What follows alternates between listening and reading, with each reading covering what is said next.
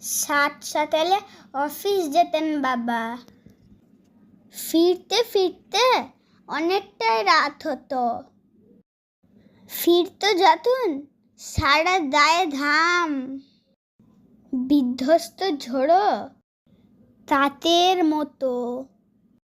মাঝে মাঝে ভেবেই পেতাম না বাবা কেন ওভারটাইম করে।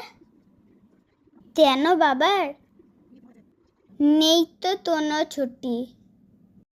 কেন বাবা ভোরের বাসটা ধরে? পুজোর সময় নতুন জামা জুতো, বই খাতা সব নতুন নতুন ক্লাসে। কখনো কি ভেবে দেখেছিলাম এসব কিছু কোথা থেকে আসে?